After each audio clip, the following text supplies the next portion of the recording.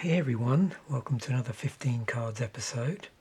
So for this one, what I thought I'd do is pull the 15 cards from a precon, in this case one of these event decks, a Dark Ascension one. Basically what happened, I was sort of thinking randomly, as you do, about birthing pod. And I was trying to remember the context. It was a comment someone had made in another video,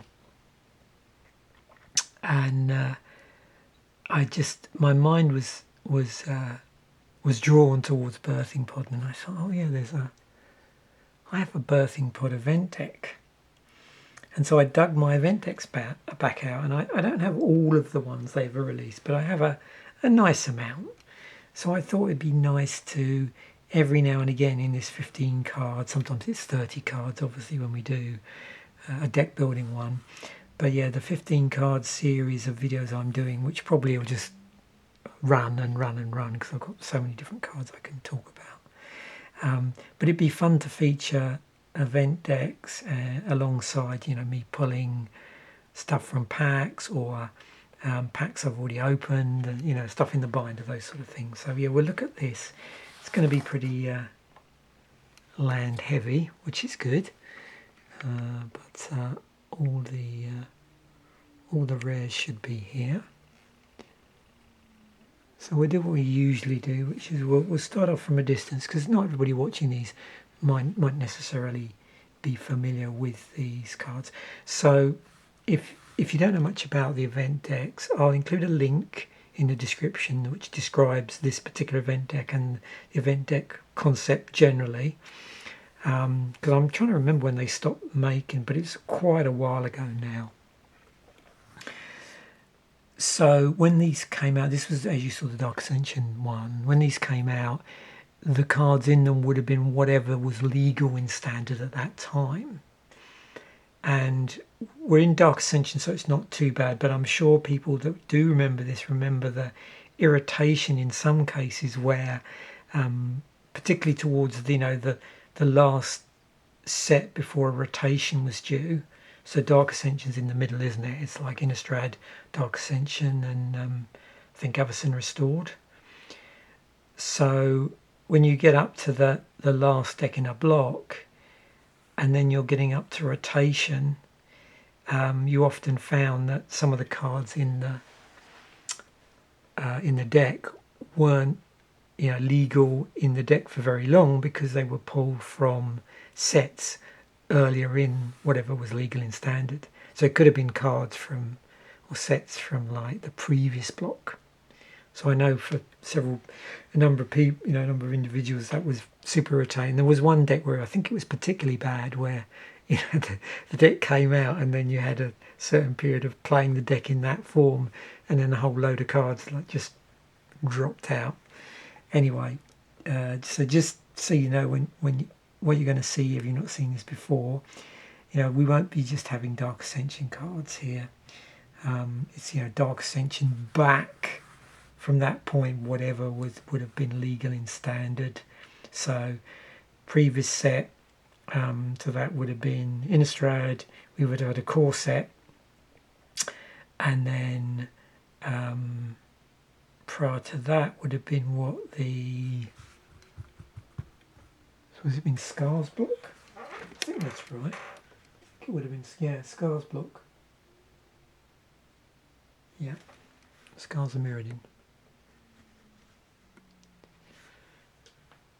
Okay, so we have Hex Parasite, 1 to cast, 1/1. So artifact, creature, insect, X and Phyrexian mana. Remove up to X counters from target permanent. For each counter removed this way, Hex Parasite gets +1/+0 until end of turn. And in this case, black Phyrexian mana can be played either with black or 2 life. So interesting way of dealing with, say, Planeswalkers. From M12, because that would have been the core set that was legal at the time, we have Solemn Simulacrum. The newer artwork. So 4 to cast, 2/2, artifact creature golem. When Solemn Simulacrum enters the battlefield, you may search your library for a basic land card, put that card onto the battlefield tapped, then shuffle your library. When Solemn Simulacrum dies, you may draw a card.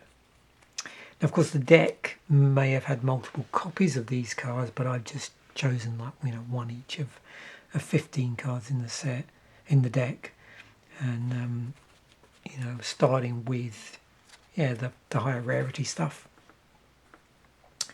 Blood Gift Demon, 3/2 black, 5/4 creature demon with flying. You can see set symbol there, that would be Innistrad.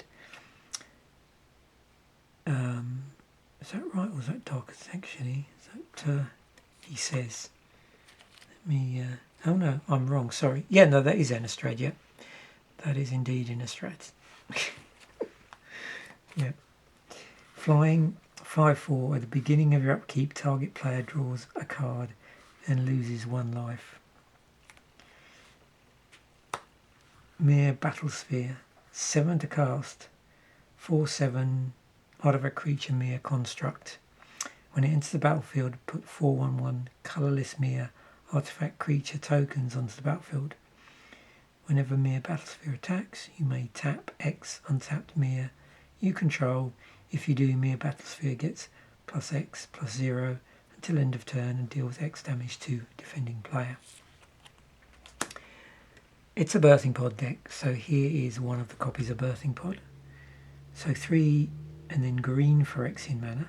So green Phyrexian can be played with either green, can be paid either with green or 2 life. 1 and green Phyrexian mana. Tap. Sacrifice a creature. Search your library for a creature card with converted mana cost equal to 1 plus the sacrifice creature's converted mana cost. Put that card onto the battlefield, then shuffle your library. Activate this ability only anytime you would cast a sorcery. And as I mentioned, I will include a link to the original unboxing for this, where I talk about the deck, I think, a little bit more detail, although it was a long time ago when I would have opened this. Okay, moving on to some non-basics. We've got Grim Backwards. To land, tap, add 1 to your mana pool. 2, black, green, tap, sacrifice a creature, draw a card. So that's all the rares in the, or single copies of the rares in the deck. Let's move on to some other cards. So we've got Strangleroot Geist, which, as you probably recognise, is the card that's on the front of the box. So 2 green, 2/1 creature spirit with haste, an undying. When this creature dies, if it has no 1/1 counters on it, return it to the battlefield under its owner's control with a 1/1 counter on it. And that was from Dark Ascension. We have a Doomblade from M12, 1 and a black. Destroy target non-black creature. Evolving Wilds was in the deck, but nicely they had new artwork for it, specific to the set it was in. And I think you can see there, you'll notice that it's another Dark Ascension card.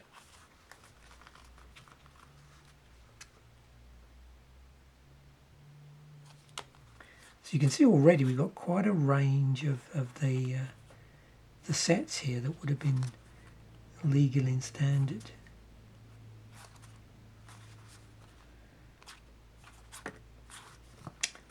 So tap, sacrifice Evolving Wilds, search your library for a basic land card and put it into the library tapped, and shuffle your library.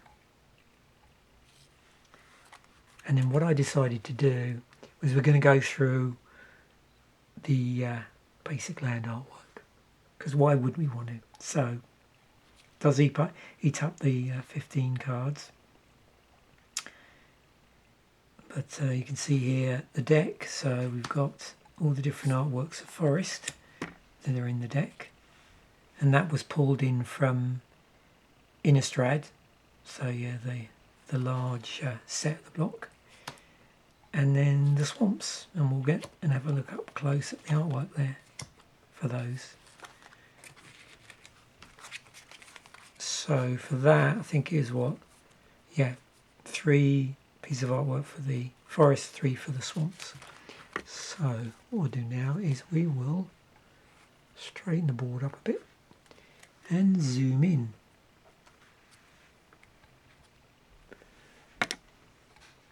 Without then bashing it to put it out of alignment. Okay. Let's just point at which we get. How close can we get? Oh, nice. Okay. Yeah, that'll do it. Okay, so yeah, I've always really liked this artwork. So this is Hex Parasite.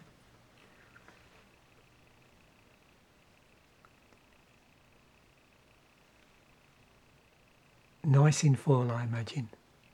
I didn't actually look to see, you know, I probably could have gone through the binders and see if I actually pulled these independently of the deck, you know, out of boosters. I'll have to try and remember to do that in the future. But yeah, it's an interesting angle there as well. We've got quite a lot going on in the background. Nice bit of cloud here. We've got what looks like an eclipsed sun, I suppose. Maybe that's supposed to be.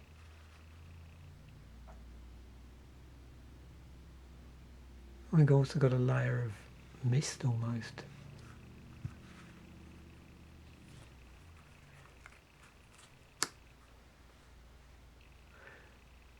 That always reminds me of iRobot, where there's an image of a robot standing on a hill. I'm trying to remember when this set would have come out in relation to that film. And yeah, quite different artwork from the original. But the clouds also remind me of some of the clouds that crop up in on Alara block cards, actually.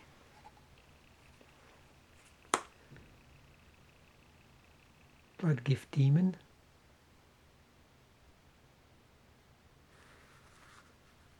A very nice cup here.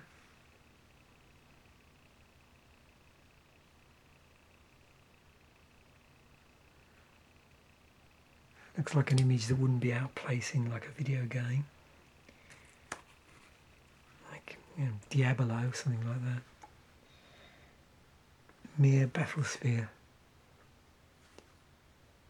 Okay, so yeah, so it's funny until you look really close, like you can see all the little Mir here, not surprisingly forming this sphere.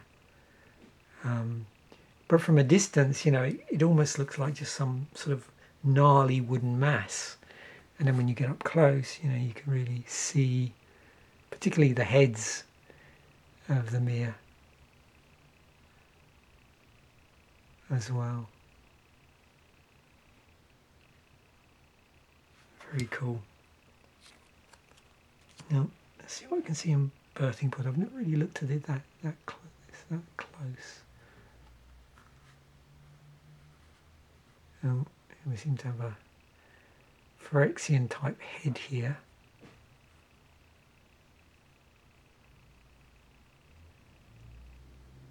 Again, with a lot of the ones we've looked at, we've got a very, you know, prominent character in the scene, which is interesting. I wonder if that's the same for all of these cards, apart from the land. I didn't really think about that. But of course the Strangleroot Geist as well, very prominent. So yeah, Grim Backwoods. I really liked the utility cards from this period in Magic. I should see how many of these I have actually, and maybe feature some others in another 15 cards episode. I was trying to think of that other one around this time. Was it Keswick Wolf Run, that card. I'm trying to remember, yeah.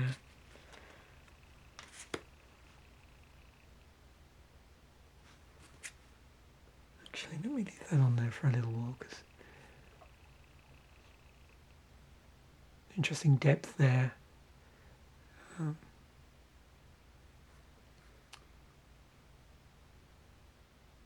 What's that in the bottom? I can't quite make out whether that's anything apart from a root. Looks like someone's face. Rather creepily. Yeah, this is pretty creepy.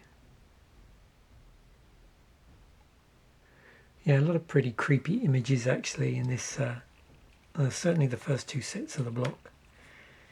And good old Doomblade. I think we featured this before.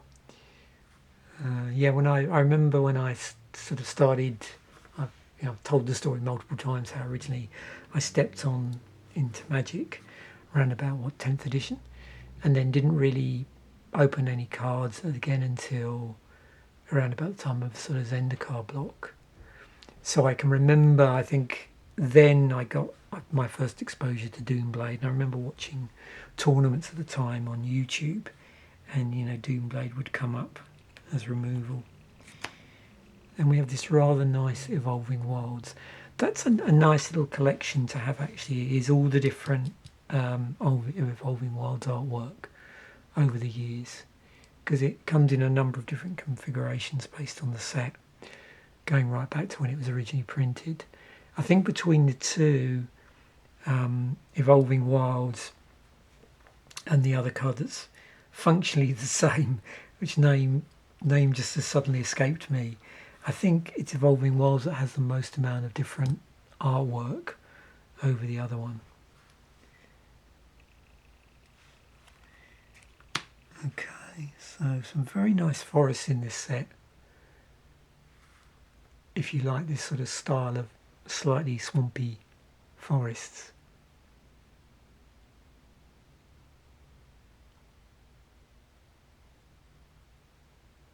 In fact, this is what I imagine late at night when it's sort of foggy. Some of the off-trail paths might be like close to where I live at winter time, actually.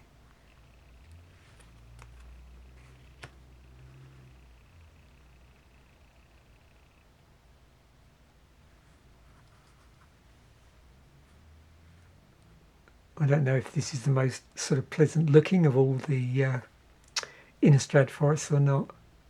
It looks like there's a nice little shady area through here. Well, so a bit of, no, what do I say shade? I mean a bit of light in here. Nice, there's almost like a grotto with this stream coming down. Yeah, a little bit reminds me of when you sort of really get into the wilds of Ashdown Forest when I was back in the UK. Got a very misty looking forest.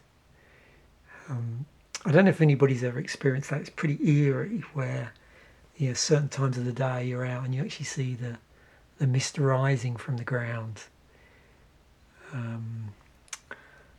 Like, I don't know if it tends to more happen early in the morning or late at night, but it's pretty creepy to see that in real life.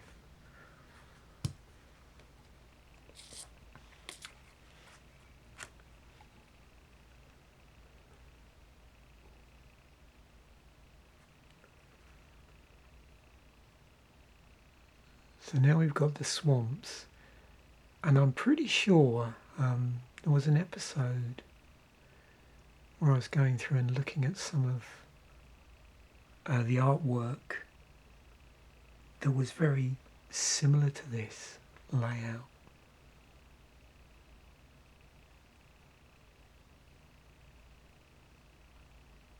And had sort of different variants of this grave here and a flag here, and then this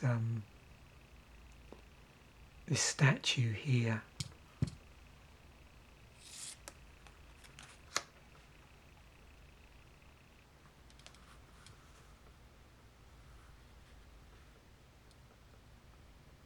very evocative, these.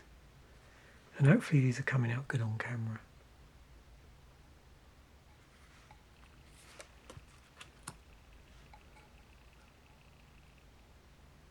This is a nice one. I'm trying to think, there's some artwork that comes up in core sets that's very much like this, actually. But there's, even though the image is, for this, and again it'll be interesting to revisit. I mean, I know what I should do is probably try and see if I can find the Land Ahoy episode where I did actually go through this particular set, the artwork card. But I definitely feel like I should revisit some of the sets that I've done in Land Ahoy in the past at Christmas time for the Yuletide episodes, because there's some definitely artwork that's worthy of doing like a 15 card episode, particularly those sets where there's 3 of each. It fits in perfectly for that sort of format. So maybe I'll think about doing that actually for some of the older artwork which I covered in the video a long time ago, and maybe the clarity on the video camera or even the resolution might not be as good as it is now.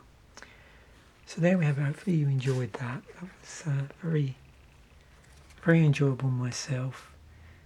I don't know what really my favourite, I mean, as a lot of people know, I just get inevitably drawn to the lands, but I was just trying to think what out of all of these is really my favourite card. See, the trouble is I really like that. So I'm a bit predictable. It's going to be land. The Hex Parasite's really nice. I should see.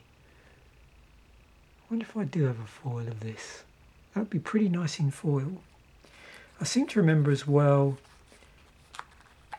or I've assumed that the Strangleroot Geist would look pretty cool in foil as well. Imagine that would really pop. So there we have it. Thanks once again for watching. Bye for now, and I will catch you in a future episode.